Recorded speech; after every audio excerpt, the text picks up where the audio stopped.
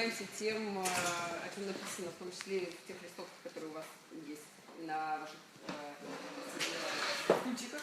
У нас сегодня необычный клуб, это всего вторая встреча клуба, и мы ее посвятили мероприятию, которое пройдет с 1 по 3 августа. У вас зеленым крупно написано «Дизайн Thinking Camp».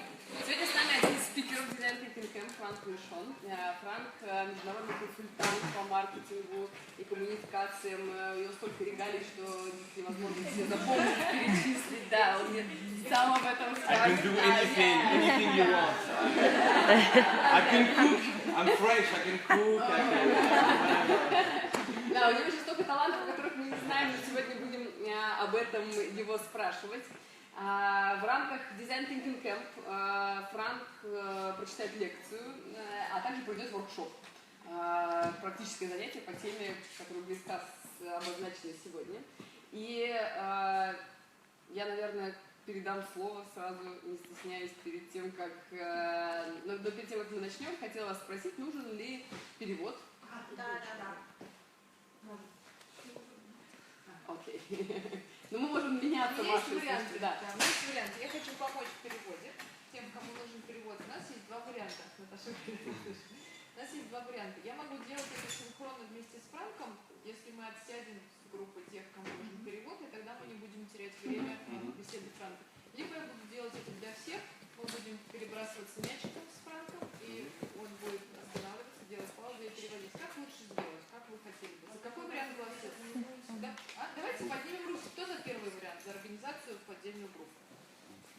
Поднимать могут в том числе и те, кому перевод не нужен, чтобы это же наша организация. Да, это за первый. Да, кто за второй формат, когда вот переводим последовательно. Так, понятно. Тогда мы отсаживаемся. Друзья, я предлагаю тогда сейчас реорганизоваться. Да. Сейчас, да. Вот в эту половинку я буду здесь. Синхронного перевода. А пока у нас, да, брюки превращаются в элегантные шорты. А у меня к вам вопрос пока, друзья. А есть среди те, кто уже пойдут на дизайн Thinking Camp? Да. Yes, of course. Кто не решил, не знает, или вообще не знал о мероприятии, я предлагаю присоединиться тем, кто уже пойдет. Потому что в эти 3 дня мы собрали экспертов из разных стран мира. Да, только сейчас по список спикеров, не знаю, меня аж саму гордость пробирает. Мне прям самой очень нравится. Да.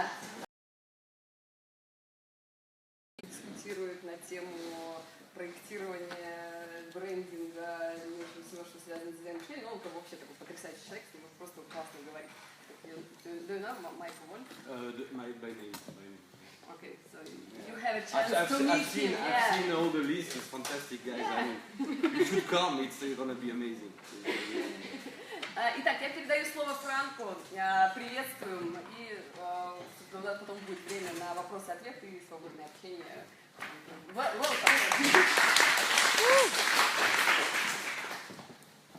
Okay, hi guys. Okay, you don't have to translate everything because I know you don't a lot. So, no, the thing is that we're going to talk about storytelling today, and I would like to tell you something absolutely amazing. I'm going to give you a boring presentation, but I'm going to start with a bit of my life, so you're going to understand why I'm so excited about storytelling. So when I was younger, in fact, so I'm coming from advertising industry, yeah. So starting in France, UK, whatever, and Moscow after that. So in BBDO and different agencies. But the first time I heard about storytelling was much before, when I was still in France, and I didn't know what it was, but in fact, when I was younger, I was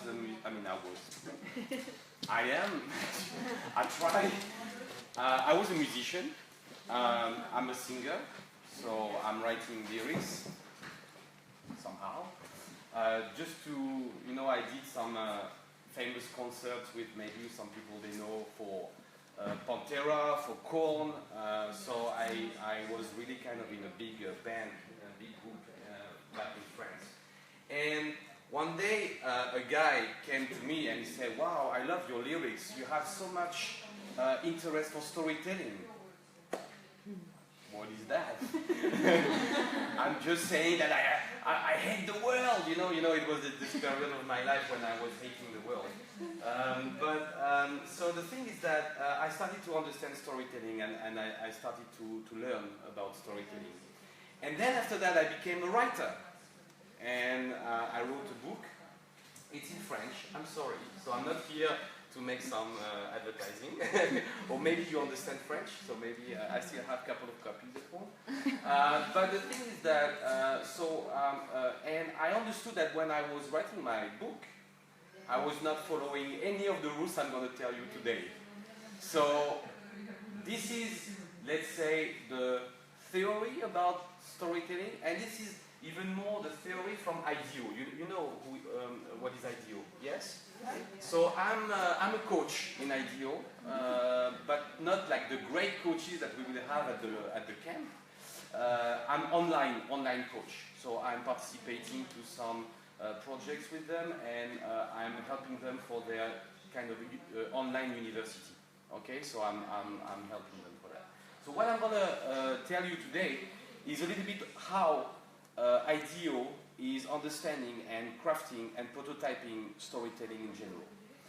Sometimes it might look a little bit, let's say, easy or kind of common, but when you think about it, and we don't have time today to make exercises, but when you exercise it, you understand how much it can bring to the process. Okay?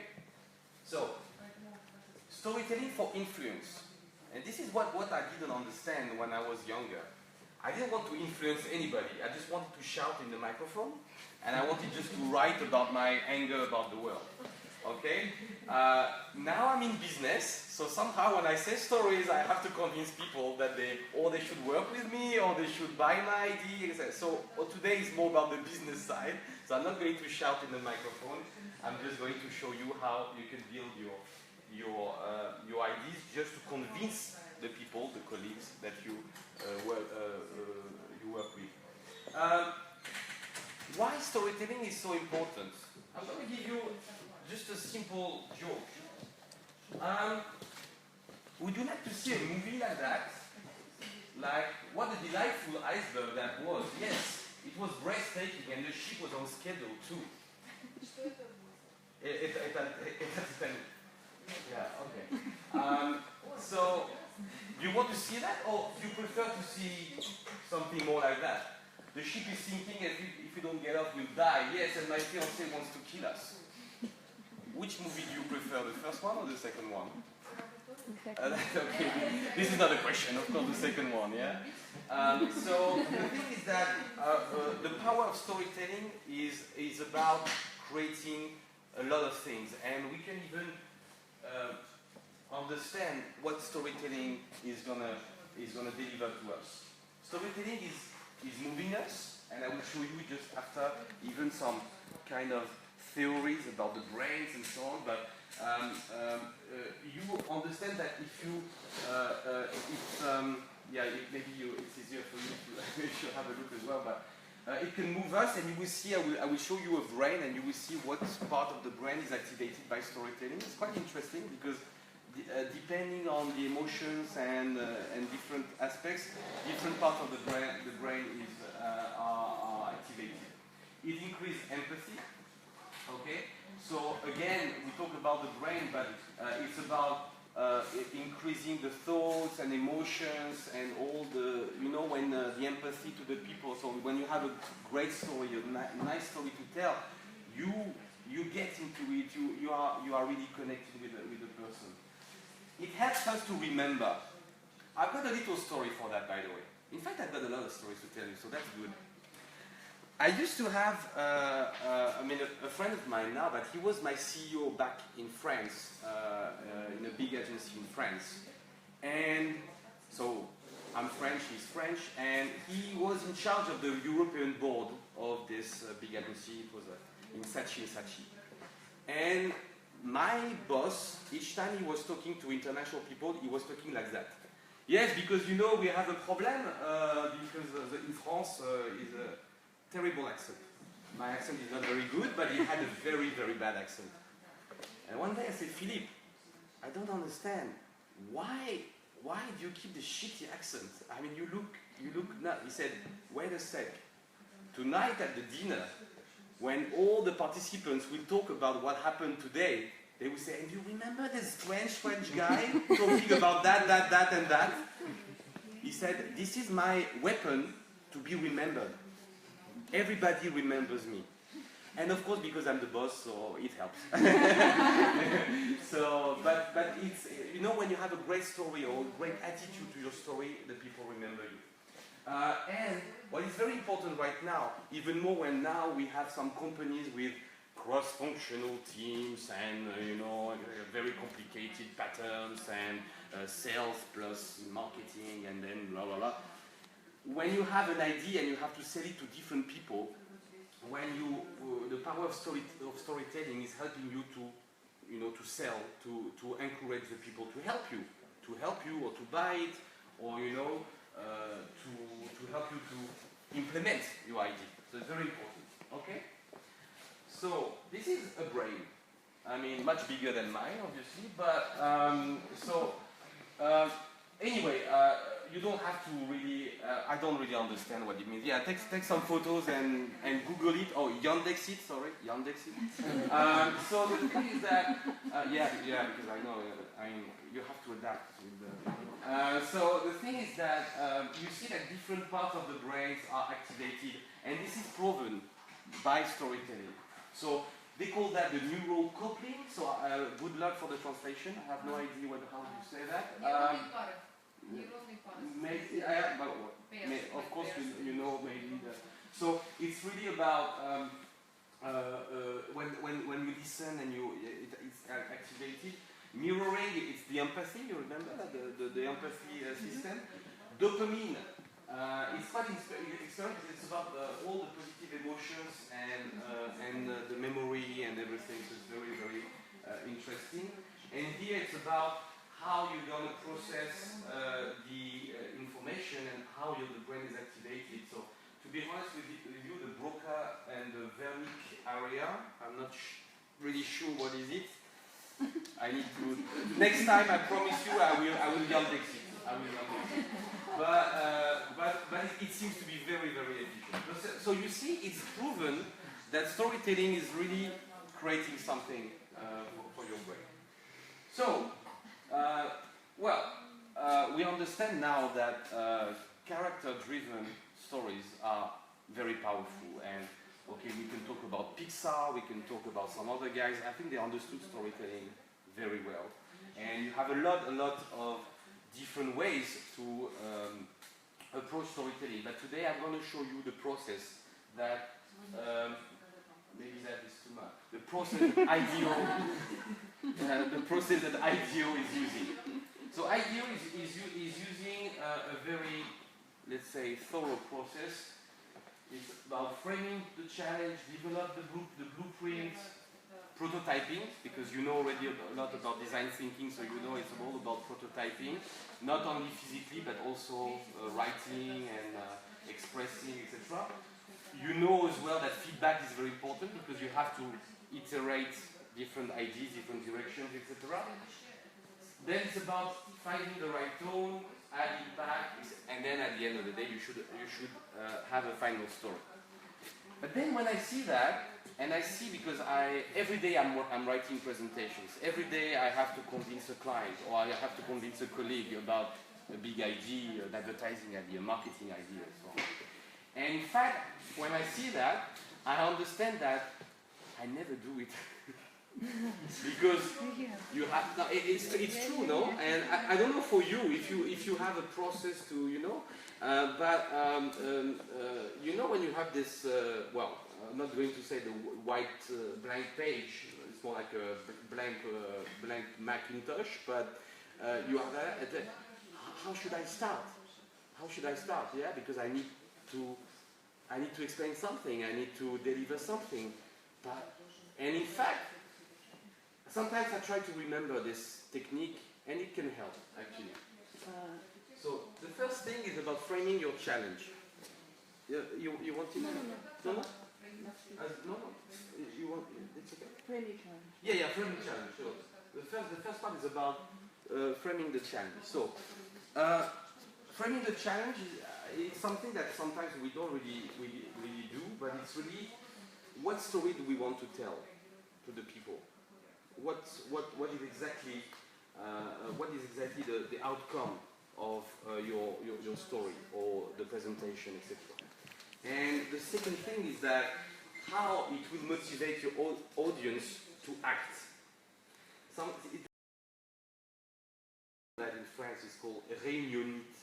Maybe you understand French. Réunionnite is like when you do a lot of meetings and in fact there is no action behind, so you just do meetings. Yeah.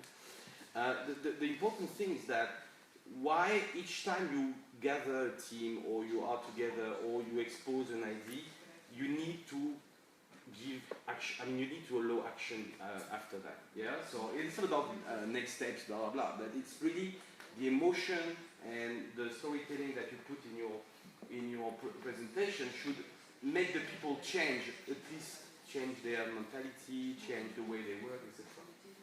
So, to frame the challenge, if you do it, and maybe you will try it a couple of times, it's not so easy, because you can say, okay, my story is about, I want to, well actually I can show you something.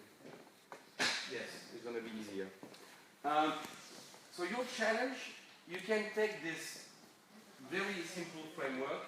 I want to tell a story about, so what is it about? So that I can, so it's about the cause and the action. So, for example, I want to tell a story about my leadership skills so that I can get a promotion. I think that's a nice storytelling. Good luck. Good luck with your boss. But it can be small things, personal things, or bigger things, yeah? Or I want to tell a story about a non-profit I volunteer for so that I can inspire others to donate money or to give more time for this charity. I want to tell a story about high risk, high reward strategy for my firm so that I can make my team comfortable with investing in this approach. So it can be very personal, it can be big story, small story, personal story, company story, but just start by this framework. What do you want to say? What action do you want to have at the end? Okay? Most of the time, and I'm the first to have this feeling, like I am preparing a story or I'm preparing a presentation, but I don't know exactly what I would like to achieve. So I think it's a good exercise at the beginning to frame your challenge like that. The second step, so if we follow each time the step, it's about developing your blueprint. So your blueprint will help you to focus on the narrative, and it will help you, I will show you just after, to understand better your audience.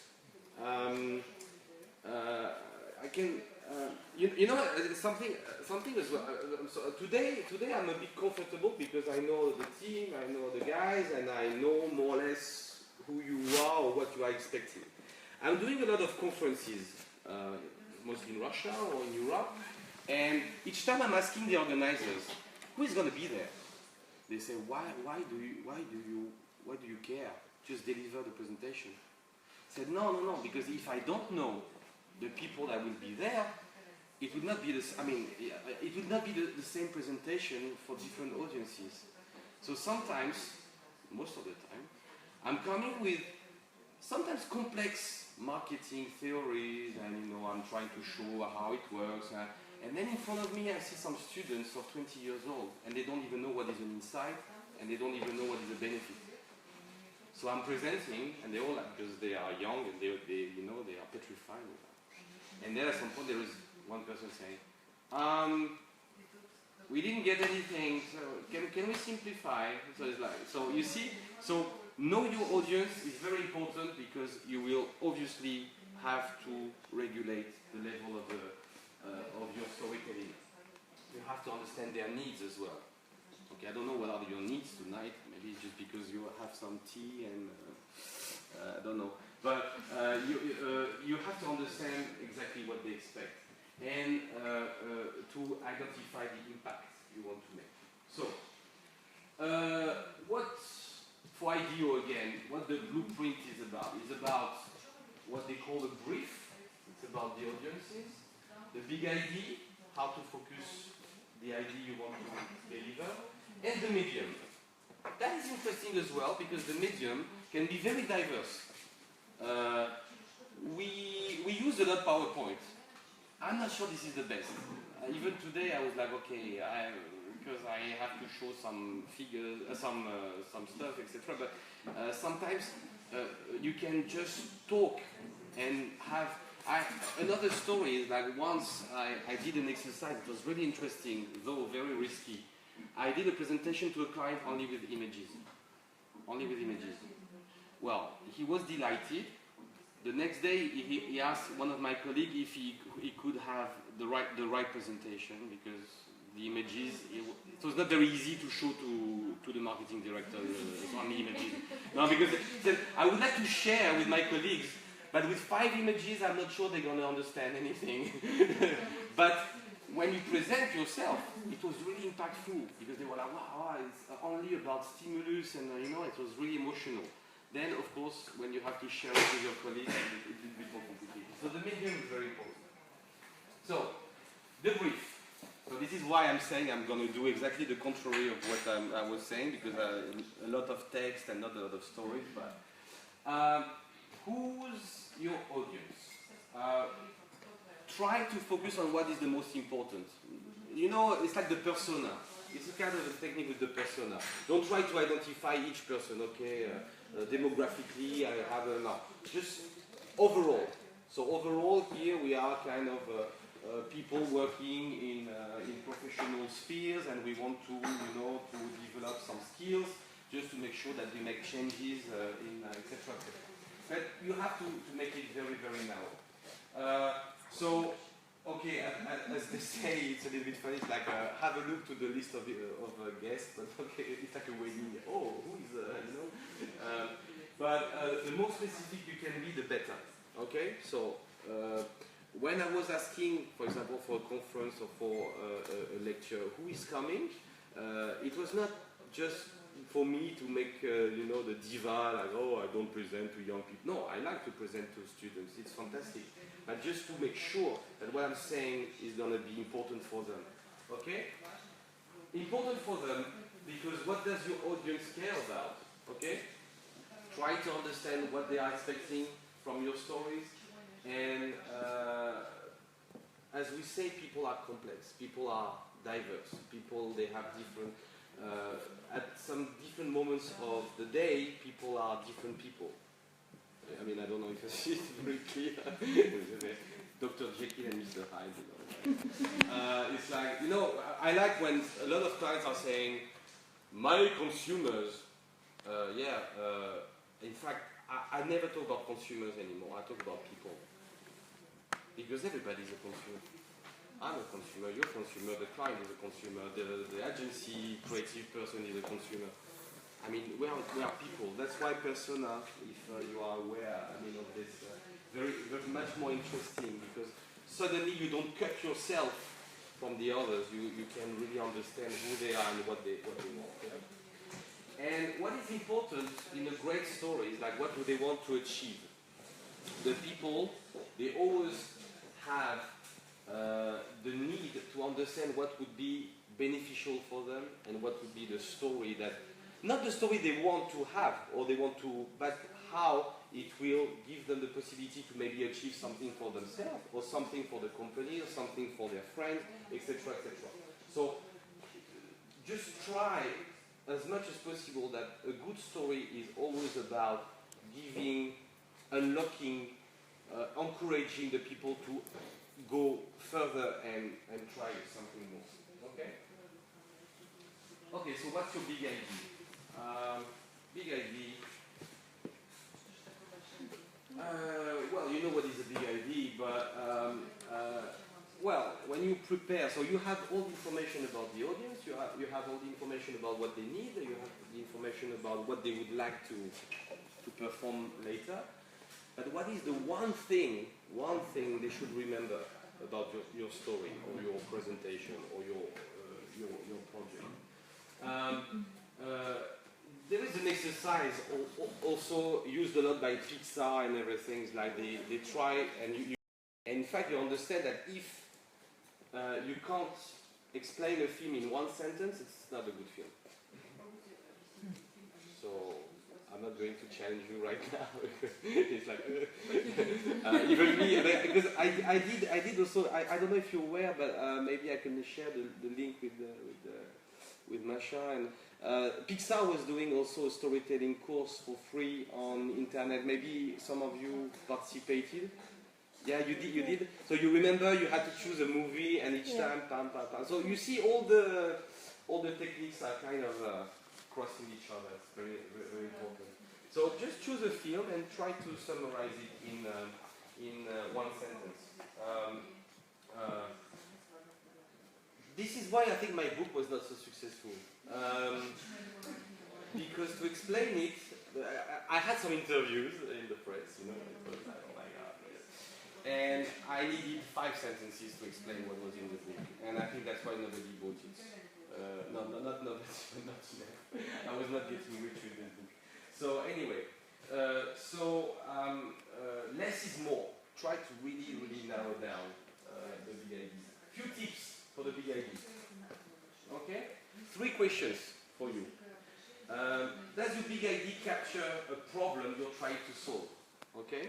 So, if you can get that, there is something you want to change, there is something you want to influence, there is something that, try to understand what it is. Okay? Is it compelling? If the big idea is not, let's say, short and straightforward and clear, then rework it until you have the real substance of it. Okay? Because at the end of the day, you remember, we want the people to act. So if you confuse them, I'm going there, I don't know, there are 3 ideas in one idea. Okay, so just try to be very... And is it clear and concise? Yeah, I mean, this is a bit the same. Because a good story is always about something that can be developed easily, and you need 5 minutes just to tell it. It should be digested very quickly by the person. Okay, prototypes. So when we talk about prototypes in storytelling, you will see it's a little bit stupid, but at the same time we never do it. No, I mean really, this is the main thing. It's like, so when you want to create something, would it be whatever? Okay, depends on your activities. Nobody is really trying to, and I know, you know, like in design thinking, we love the post-its and everything, yeah. So it's the moment where you get out the post-its. It's the moment where you start to put everything together, and you have this mindset of be brave, as I said, the be brave mindset, okay? Because you have to get tangible, you have to get really like, you have to build it, right? Okay? So, why prototype? First of all, it's going to clarify everything for you. And in fact, it's gonna start to put everything together so you can really understand if you answer exactly what you were looking for from the beginning, and also you will understand if I mean the feedback from the people that we will look for. Okay, so just summarizing what I just said. 3 steps for prototyping. You build. So take your papers and scissors and whatever, pictures, and start to, you know, I'm writing a second book, by the way. My wife is gonna kill me. There are some post-its on the wall everywhere. it would not be a problem if I was writing the book. But I started like 2 years ago. So the post-its are still there, they are dying one after the other, you know, like when the post-its are just like on the wall and they fall, like they all fall. But this is great because I don't know if you've seen that. Wow, this is fantastic. I think I've put that in the presentation. If you can find that, I think it was Wired, you know, the magazine Wired or Fast Company, I don't remember. They did a fantastic. You remember the series Lost? Yes. I mean, okay, I'm not so old, no. I'm looking to Game of Thrones as well. I mean, yeah. Okay, but I love Lost. I was 12 years old? No, I'm joking. So the thing is that they took Lost, and in one picture, they put all the characters of Lost, and they, yeah, I know I show like a white, because I see some people like trying to see, no, there is nothing. There is a circle, and there are all the characters, and they put all the interaction between the characters and so on. And in fact, this is exactly what you can do when you, okay, it's a very complicated pattern because it's a series, like 8 seasons, and you have love affairs, people killing each other, you have, by the way, what happened with the bear in the first episode? Okay, nobody cares. But okay, the thing is that you can really draft your story like that. So take your characters, take your actions, take your stories. It can be linear, it can be different levels, etc., but you have to build something. The most scary thing is to share. How many times I share the story and everybody was like, I think I got a meeting. So you have to share it. You have to share it because this is the way you're going to understand if it really makes something really, you know, like create something for the people. I had a lot of, I talk at some point about failing early. I was failing early a lot. You know, I've got a new story about, like, you know, it's a guy that wait, okay, okay, doesn't work. So share, and reflect, okay? Ask the people, and we're going to see how we can use this reflection. In IDEO, they say, okay, prototyping can be very diverse, and we know that. But for a story, they identify mainly 3 ways. The first one is record the story on your phone, on your whatever. They are very modern, you know, they have some Apple Watch, so, you know, you can do that. Hello. So you can tell the story, so you just record it and then you can share it by internet, you can share it to your friends, etc. Post-it, it's always a win, go for it. And what they call the cafe test, or the, well, actually in US they call that the pub test or the drinking test. But I didn't know. I mean, it depends on the. Actually, this presentation would be used with a fellow teacher in Saudi Arabia. So I put a coffee because if I put vodka, I think he's going to be in trouble. So the thing is, like, the cafe test is really about saying, okay guys, let's have a drink, all together, 2 or 3 people, and I'm going to tell you a story, and then you discuss, etc., etc. But the most important is that you have to deliver the story in the feeling way. So, number 4, invite feedback. So, you are in the cafe, you are with your post-its, whatever, and what do you have to focus on? Okay, so let's have a look together. You can even ask questions, but it's better to have the normal feedback, yeah? You say, okay, what do you feel about it? How is it interesting?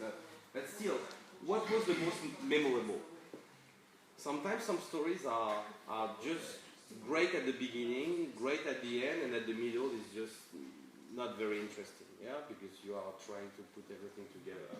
Okay, what do you have questions about? If it's not clear, if the character is not clear, or if, I don't know, if some actions or some moments are not clear. Important here, what moved or motivated you?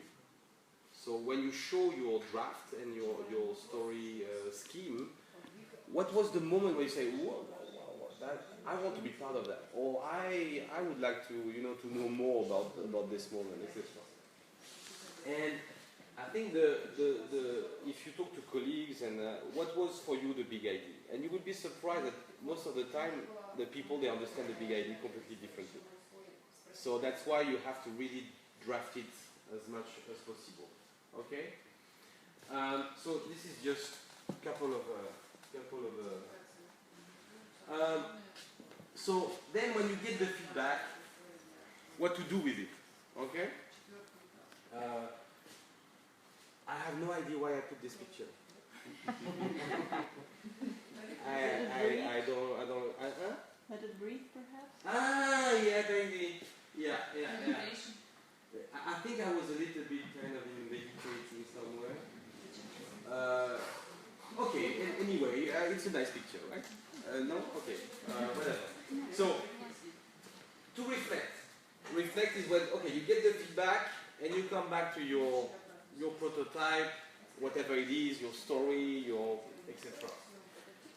But before going to your prototype, return to your blueprint. Maybe it was not the right brief. You remember about the audience, etc., etc. Maybe the audience doesn't understand what you say. Was it the big idea? Was it a good big idea, or the people, they don't get it? Try to understand from the early beginning if there was something wrong there. Get physical. Again, it's about design thinking and all this theory about making with your hands.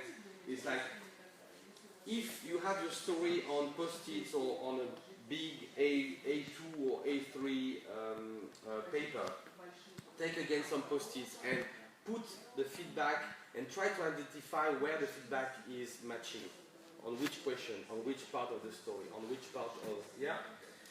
So let it breathe. So this is... Maybe you were making the visual reflection one. Yeah, I think it was the reflection, I don't know. But anyway, let it breathe. A good so, okay, don't do like me with my book, my second book, because I let it breathe since 2 years. It starts to smell a dead cat right now, you know, it's like kind of under the carpet. And I've got already some other ideas to do, but let it breathe for a couple of days, because this is important. So I'm saying, I don't know who is a client here, and I love you all, but when you want a presentation in 2 days, the let it breathe is about 10 minutes. Okay, I go to the toilet, and I let it breathe, and I come back, because tomorrow I've got a presentation. I don't know if it's in Russia only. I mean, it's not only about Russia, but it's just like, guys, how you can brief an agency, because I'm from an agency, on Friday and have a great story and a great presentation and a great involvement on Tuesday. Or you can let it breathe on Sunday afternoon, but that part of that it's a bit complicated. And then when you have that, revise your draft. Yeah. So you have your flow, you have your story, and then you can revise. Oh, this moment was weak. Okay, I'm going to rewrite a little bit this part. Or maybe the second part works better as an initial part. Okay, so you can change that. Okay. It's always good to put some visuals, some description. I think it's a Pixar technique. You were looking to the Pixar stuff. You remember when how to create a character, the inner weakness. When you, for example, if your story is about a character and you say, okay, he's a boy, 13 years old, Toy Story, 13 years old, no, actually he's 8 or whatever. But you have to see all the aspects of the character. So really revise visually the description, everything, because each detail, the more you get into the story, each detail will be very important. Okay. Design for impact. Unfortunately, a great story, when it's badly explained, or when it's badly visualized or presented. And you can say that to any creative person in the world or any even marketing specialist. You can have the best idea in the world if you just present it badly, it's dead. Okay? So this is the moment to really be inspiring and to find the right way to deliver the story. Okay? So it's about the tone, it's about the style, whatever you think about it. Do's and don'ts.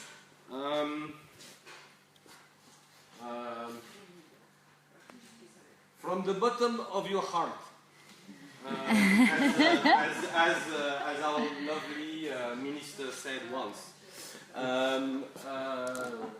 it's very important. No, it wasn't. Come on, I'm on Facebook Live. I can't joke. So, speak from the heart. It's true that most of the time, okay, today we are just in a nice atmosphere, etc. But sometimes we just so many presentations. You see, okay, so in fact, the target audience is going to be. You can be sure everybody is like, whoa, everybody's on the phone. Welcome to Russia. Yeah. Okay, tonight, yeah. Okay. So nobody, speak naturally. Don't try to pretend to be somebody else. Okay? I had this. I mean, I talk a lot about myself. It's about storytelling, so whatever. I mean, after, if you want, we will discuss about you. But I had a long discussion with a friend of mine saying, oh, you know what? When you present, you are too cool and so on. And okay, you know what? First of all, I'm not cool because I'm trying to be polite. I would be much. And I used to be a rock and roll singer. What do you expect from me? You know, I'm gonna be like, so in fact, how to say that in a proper word? I don't care. You know what? I'm swearing a lot. A lot of clients say to me, "Oh, you swear a lot." I said, "Sorry, yes, I swear a lot, but you see the emotion is traveling, yeah. So I try not to swear too much, but speak thoughtfully. So this is not swearing. Don't swear too much." Mirror of the do's. Sound like a robot, no way. Believe that smarter is more formal. It doesn't make sense. A lot of people are just showing some very complicated slides, and they talk very precisely, and that doesn't make them. Because in fact, you remember the beginning of the exercise is like you want the people to do something. So it's not about you looking smart. It's about you making sure that your audience is involved and empowered, so they will do something for you or they will do something for the company. So don't try to make like some font, some typo 6. Somebody from Procter & Gamble here? No? Okay. Typo 6, Procter & Gamble, P&G. You know why P&G? No, sorry. Somebody's from P&G or not? No? Okay. I used to start working for P&G a long time ago. I don't know, maybe in UK or something like that. And then I was receiving those briefs, and it was you had to take your phone with the loop, like look at the time. And I said to a client, why is it so small? Because in P&G, a brief should be only on one page. and it's like, yeah, but maybe they forgot to mention that you don't have to put everything on the page. So I remember everybody was like, like, I got the target audience. Yeah, okay. So it's like, I will show you once. I think they changed. It was many years ago. I think they changed and they understand. But the thing is, it was really funny because it was like, when we were printing like A2 because we couldn't read it. It was impossible. So, but it was one page. It was great. One page. Yeah. No, because in P&G they have very, very kind of precise rules. So if it's one page, it's one page. But the guys, they were putting everything inside, and the growth and the brand and the packs. And nightmare. Okay, and be boring, of course, don't be boring, but that is, I hope I'm not boring right now. Okay, 6 tips for your story to be impactful. Make it visual. Yeah, so this is a bit what I was saying before when I did this presentation that was absolutely a failure about my 5 slides with 5 pictures. It was super visual. It was maybe too visual, you know. There was no really kind of. So make it visual. Why? Because you remember the brain visuals are much more impactful than blah blah blah and big sentences and so on. So yeah, it's very important. Include a call to action. You will.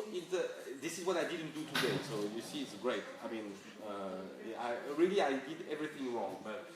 A call to action is that you have to imply in the story or in your presentation or when you in a meeting, you have to imply from the beginning that you have to convince the people to do something. So very, very important. Stay inspired. Okay, that is stay inspired for your story, but also for yourself. So this is also all those techniques about listening to music, blah blah blah.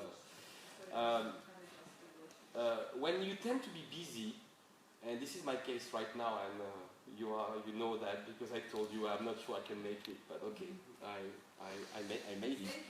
It's okay. I'm writing presentations, maybe 3 a day. Yeah, exactly. And I'm sure in a couple of days when I will have a bit of more time, I will have a look at those presentations, and I think the level is going like that. Because at some point you just can't anymore. You just repeat yourself. Yeah. So stay inspired, go outside, try to see something else. And in fact, there is even a theory when procrastination is good for great storytelling. So we all have the story. No, I know. It's good news. Yeah, you're on Facebook at work. It's good. It's good. You have to. All those companies like saying no, they just ban Facebook, and no, you need sometimes to go to Facebook because it gives you perspectives. It gives you a little bit of okay, don't go for stupid things. Maybe you can as well, but it's very important to see something else. Make it personal. If you want the people to be moved by your stories, make it really like, this is something I really care about. Yeah. Get emotional, which is a little bit the same as well. This is a bit what I like to. I don't do it on purpose though, but don't be afraid to look weak. I see a lot of people. PNG? No. We stop with PNG because it's already complicated for them. So they seem to be. Some people they seem to be all the time right, but they are perfect. They say, "Wow, he's perfect." Like, wow, like everything. But in fact, you don't remember what they say because they are perfect. Say. Oh, I saw a guy today, he was perfect, but I don't remember what he said. So the thing is that don't try to sometimes it's good as well. I was in the presentation for startup, blah blah blah, and it was at the French embassy for the French Tech. Maybe you've heard about the French Tech. This is a bullshit association that we created for French blah blah blah. And each. It's like in TechCrunch, you have 3 minutes to pitch your idea, and then you have a jury, and then comes the guy. Said, "Okay, startup number 7." The guy is coming, and he's like, "I forgot what we're doing." so we were like kind of 100 people. It was like, okay, 2 minutes and a half. So I'm gonna tell you what I'm doing. I'm not. It's just he had a blank. He was emotionally kind of affected. I don't know. He was maybe too many people. He was. I don't know. He took the plane in the day. He was tired. Maybe he was hungry. I don't know. He said so. this is what I'm doing in my company. And in fact, everybody loved it. Because you know, all the other guys, they were with the paper saying, hello, so we are the company that, with the French accent, that is the French tech. The company that is allowing the drones to help agriculture to learn, with in fact we have an algorithm that is okay, that's nice. Should I invest? You remember? Actionable? Should I invest? Show me the leaflet before, because I'm not sure I understood. Okay. But the guy that said, okay, I go in the morning and then I do some meetings and we talk about that, and it was cool, you know, because the guy was completely so, get emotional. Use anecdotes and reflection. This is a bit what I've done, but this is what I like to do as well, is that don't be afraid to tell a bit about your life or what you've done before, or the failures you had, etc. Because anecdotes are making you know, interactions, and people are saying, hey, it's funny, he did that, or she did that, or okay, and so really put yourself in front of everybody. I think it's already kind of so again, you know, the design thinking is always about repeating and repeating and repeating until you die. I mean, obviously before you die, but until you may die. So invite for feedback and reflect and do it until you get really the essence of the idea.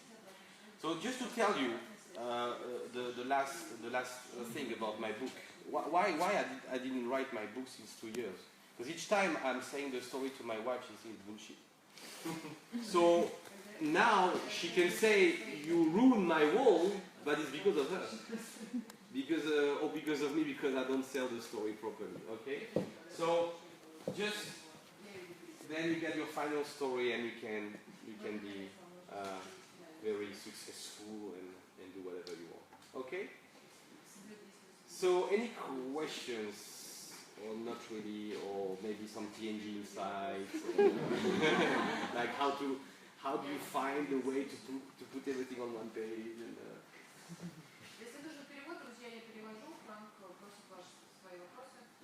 so you see, it's very simple. No, yeah.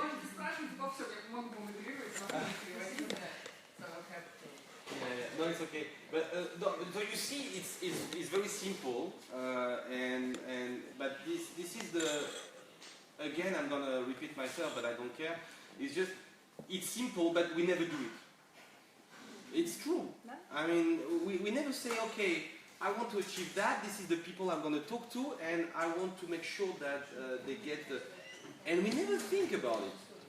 We're just delivering what is normal to deliver, whatever your company or whatever your job is, you just deliver a sort of kind of framework.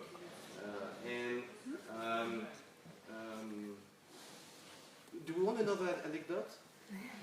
Yes. Yes? Yes. Yes, sorry.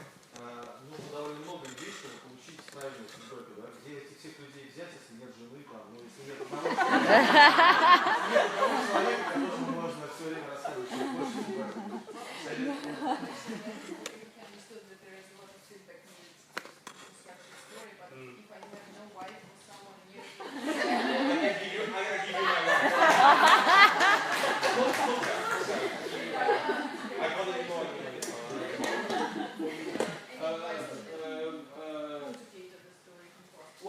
First, you have to identify the target. Okay. So depending on your target, you can find the target maybe in a bar. Just make. I know in Russia it's a bit weird. Yeah. I know in Russia it's a bit weird to say, hey guys, I've got a story. It's like, oh. So maybe buy some vodka to make it easier, you know. No, but you can, people, they love stories. They love stories. So you can always find some... and I'm going to tell you something that I use a lot. To make sure that my stories are interesting, I am asking people that hate me. No, I mean, it's not a joke. Because the thing is that if you ask a friend, you will say, oh yeah, it's nice. You know, when I was playing music, my friends, they were like, wow, yeah. And I was asking the other bands, they were like, oh my gosh. You know? Because they didn't want me to. You know? So you can always, I believe you can always find some interesting people around you. But as you understood, it must be really your target audience. Yeah. So if you want a promotion, don't ask the story to I don't know, to your friends with some shashtiki. They will not help you. Ask the colleagues. Yeah, ask colleagues because they understand the environment. Okay. Можете рассказать об истории, которая с вашей точки зрения была идеальна, но не сработала?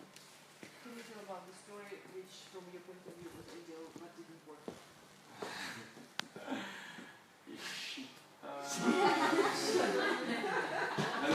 I've got a technique for this one. The problem with the stories that didn't work, we forget them very, very quickly. Okay, now that I've bullshitted you, I'm going to say something else.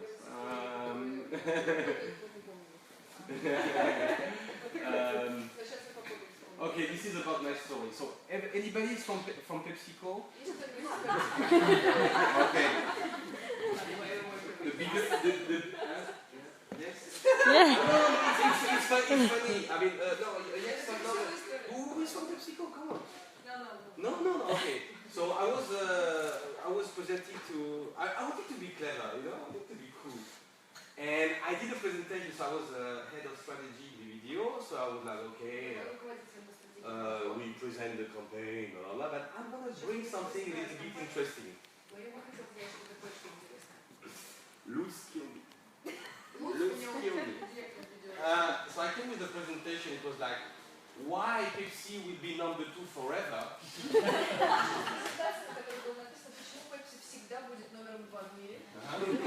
And why it's great. So you know this philosophy about, you know, when you're a challenger, you can allow yourself to push the boundaries, to provoke the people, to take some niche directions. So maybe you remember some very famous campaigns like Avis in the 60s where they said we are number 2, that's why we try harder. Yeah, you remember this one? Fantastic campaign, all in copywriting. So, marketing director, everybody, why you're number 2? And I was explaining during the presentation,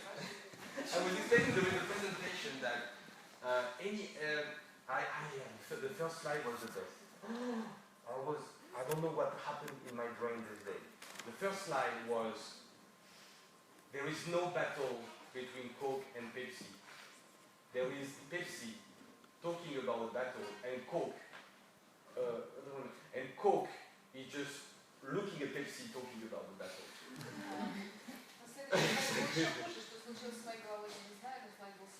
Нет никакой битвы между Пепсико и Кока-Колой. Есть Пепсико, которая говорит о битве, и Кока-Кола, которая смотрит на Пепсико, которая говорит о битве. Because it's true.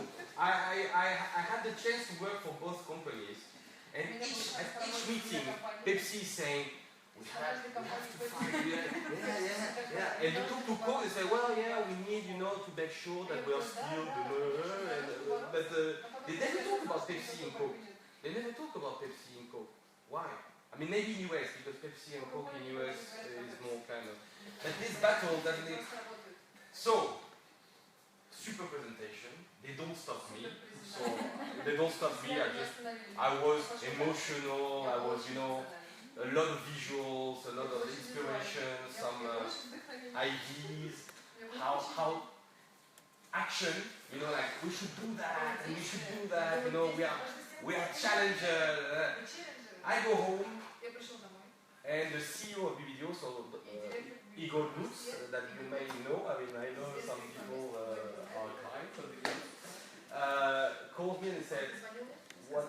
We are quite friends." And said, "Frank, what happened today?" I said, "Nothing.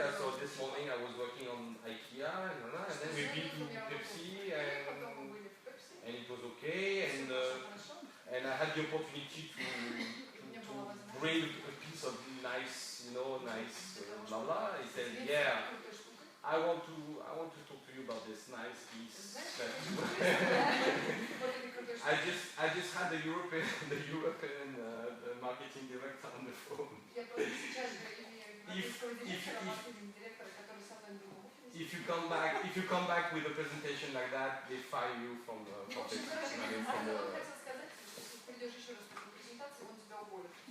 So I'm gonna say to you, maybe I was wrong about the target audience. I thought they were open-minded and they were not.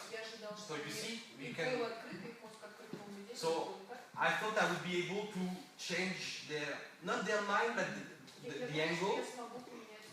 So I was wrong about my target. I did it because I wanted the creative work to be more bold and provocative. And in fact, they took it as a simple, I don't know, they took it badly actually, they took it very bad.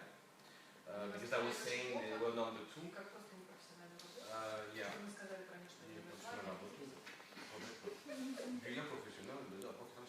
I asked if it was sorry.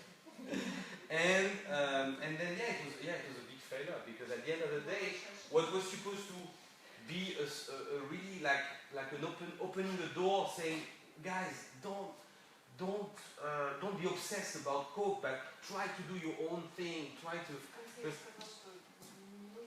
Let's be honest. Let's be honest. In Russia, we invented the blue Santa Claus. If it's not an obsession, I don't know what it is. Because Coke is the red Santa Claus and here the Moros.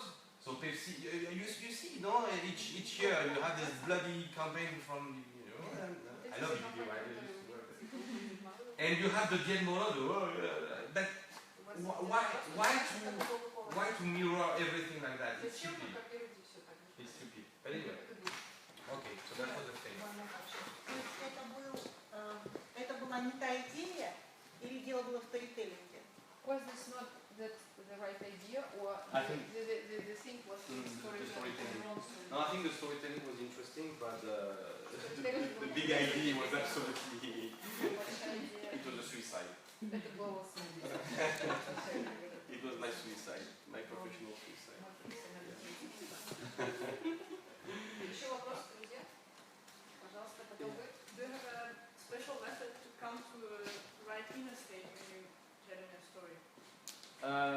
You mean when I want to tell a story, if I have some tips or no, some personal tips or no? Sorry, I didn't. Do you meditate? Method how you feel inspired and emotional, natural, because you're not always in this good mood. In fact, I'm can I be honest with you? I'm very pessimistic. I hate life. I'm a rock and roll man, I wanted to suicide, I wanted to be Kurt Cobain, or Chris Cornell. So the thing is that I'm very pessimistic, but I love what I do. So today, I didn't have much time to prepare, but I was happy to see you. And in fact, when I present and I really believe in making some changes, for me, maybe it's because I like a bit the show. I like to so this is something. So if you ask me what motivates me to be so kind of, it's just because I fucking like to. Without guitar, but I like it. I like to be on the stage. Yeah. But it doesn't mean that I'm not stressed. You know this feeling before entering the stage when you want to, you're not good, right? I mean, you understand. You want to vomit. It happens to me as well. Sometimes when I'm, even with some clients, you say, okay, this client, oh my God, we go to a terrible meeting. I mean, we have no good ideas. But whatever it takes, I will put all my heart in the presentation because this is the right way to do it. Yeah.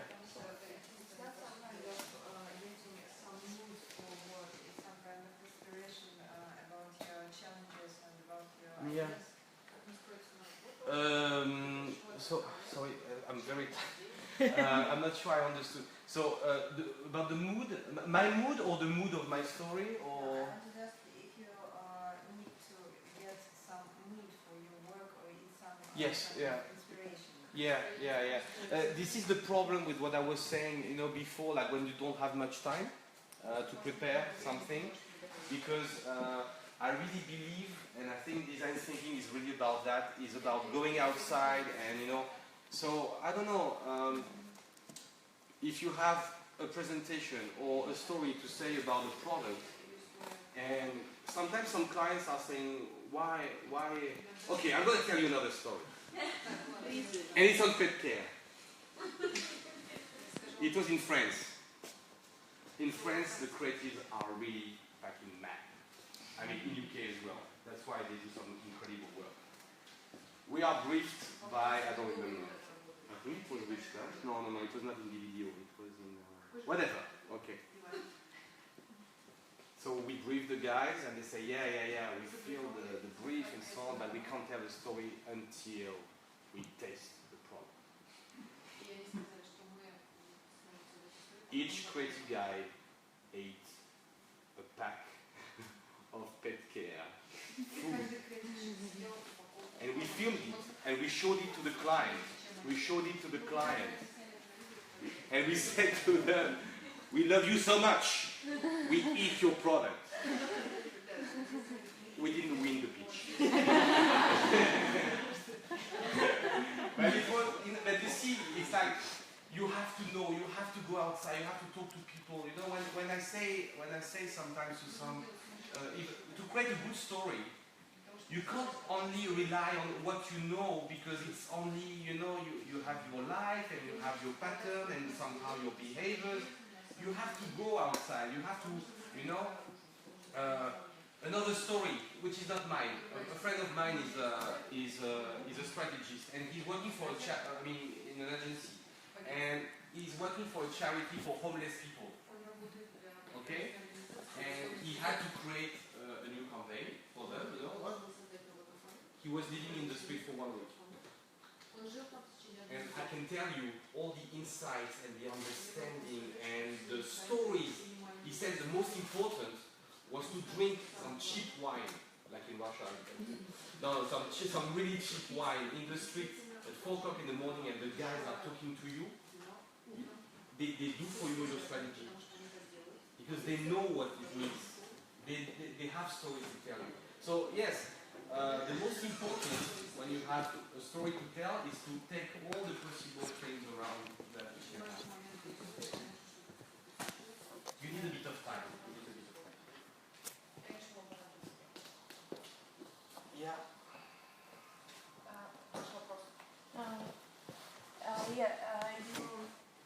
You answered a little bit in your previous answer, but I want to say, I want to ask, as you said, in Russia, but not only in Russia. I'm joking about. I'm here since a long time, so I love Russia. Sometimes. Yeah, the people are not talking to you. Yeah, of course. Why to talk to people? I'm Russian. Sorry. No, fine. Sometimes client brief the agency on Friday and ask great stories on Tuesday. Yes. So do you have some tips and tricks? The first tip is you have to work on Saturday and Sunday. So that is the first tip. It's like, bye the dacha. Let's work on Saturday and Sunday. So you can know. Okay, what can help a lot is obviously the experience. You can rely on what's. I'm not saying that you have to replicate what you've done in the past, but okay, you understand more or less. So that can be a shortcut for a great story or a great meeting. But you understand as well that it's not really. So, what is the way to? You have to accelerate the way you take all the stimulus you can have. But I think at the end of the day, when the clients are asking that, they are wrong, because they will not have great results. Because whatever you can be clever, you can be specialist, you can be fast, you can be, but you will never, you know, you need a bit of time to do great things. The Taj Mahal was not done in 1 week. I don't know, Harry Potter was not written in 1 month. You know what I mean? So I'm not saying that Harry Potter is good because it was written in 3 years, because you can do shit in 3 years, you know, because like me, for example, you don't know what to do. But the thing is that time is super important. But also, I'm going to tell you another thing. It's practice as well. When you talk about stories, for example, I didn't know which stories I would tell you today, like some examples. And, not really. I mean, I didn't prepare anything. But you accumulate knowledge. You talk to people. Yeah, you remember. Ah, yeah, the situation was funny. So somehow, when you come to maybe a client or to a partner, you can relate to some things you. So I was saying experience a little bit can help, but still it's you have to be honest. So you have to accumulate this knowledge. How many years you're in advertising industry? Too many. Too many years. 3 years. No. Too many years. Too many. Yeah, I'm You done? I'm useless. It's been 18 years. Oh. 18 years. Yeah, you see, it's like it was before the Berlin Wall. No, So no, that's I don't have to. about you. I'm joking. No, 18 years. Yeah, but the thing is that everything changed so much. So it keeps me excited about it, and at the same time, everything is much more complex. Because before, I remember when I started my job, I know the story. I started my job with Frédéric Becbédère. So it was the best, I mean, the best and the worst, because he's an asshole, let's be honest. Cut the Facebook Live. Maybe he's looking, he's friends with me on Facebook. Okay, whatever. The thing is that, but he's a great storyteller, and of course, because then he became, I mean, he didn't become a writer after advertising, he was already, I don't know if you know a little bit his life, but he was a writer, advertising guy, and then he chose, and now he's doing whatever he's doing. DJ, whatever. And the thing is that it was, I think it was, for me, it was great to start with some people like that, because not only him, but the other guys were very inspiring as well. It was in a great agency in France. By the way, for the little story, I'm in 99 francs. Yeah, I'm not going to tell you what he's saying about me, it's a disaster. I'm the stupid guy. I'm one of the stupid guys. Okay. Everybody's stupid in 99 francs. It's okay. We had a fight, but it was too late. The book was out. Anyway, but at that time, it was, okay, let's do a film, let's do, you know, now it's like, let's do, you know, touch point. So, okay, so it's exciting, but at the same time, it's much more challenging for storytelling, because you have to make sure that the storytelling makes sense when you see the whole thing together.